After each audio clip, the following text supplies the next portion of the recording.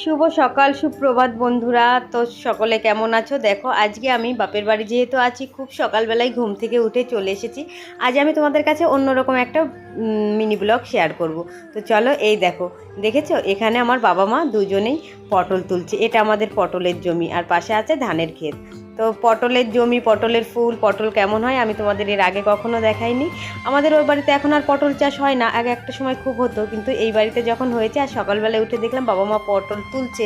বেশ অনেকটা লেট হয়ে গেছে, সেজন্য আমিও গেছিলাম মা আর বাবার সঙ্গে পটল তুলতে।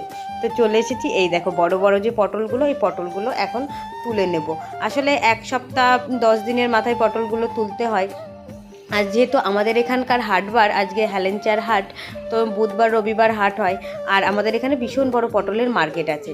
তো এই পটলগুলো সকালবেলায়, এই যে টাটকা টাটকা পটলগুলো তুলে আমরা এখন নিয়ে যাব বাজারে। আর এখন তো জানো পটলের অনেকটাই বেশি দাম। আর আমাদের এখানের প্রতিটা কৃষি বাড়িতেই আর কি পটলের জমি থাকবেই, কারণ ডেলি যে হাট বাজার খাওয়াটা সেটাই পটল দিয়েই হয়, কারণ সপ্তাহ অন্তর যে তুলতে হয়। আর একবার পটল চাষ করলে সেটা কিন্তু যদি খুব ভালো যত্ন করা হয়, গাছগুলো যদি টিকে যায় অন্তত 2 বছর 2.5 বছর করে থাকে।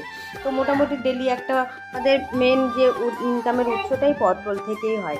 তো দেখো সকালবেলায় এই যে চলে এসেছি পটল তুলতে। আর তোমরা কে কে এরকম আমার মতন হাত দিয়ে ছিঁড়ে ছিঁড়ে পটল তুলেছো তো বলো।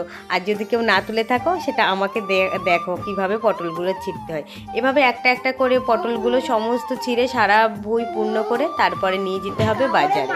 তো দেখো এই যে মোটামুটি পটল তোলা হয়ে গেছে। এই যে পুরো 1 বস্তা মতন পটল হয়েছে, আর কিছু বাকি আছে, সেগুলো মা আর বাবা মিলে তুলবে। তো সকালবেলা এইভাবে পটল তুলতে হয়। পটলের যে ফুলগুলো আছে এই ফুলগুলো আবার ছোঁয়াতে হয়, তার থেকেই পটল হয়। তো বন্ধুরা, মিনি ব্লগটি কেমন লাগলো অতি অবশ্যই কমেন্টে জানিও। ভালো লাগলে চ্যানেলটিকে ফলো করে পাশে থেকো। টাটা।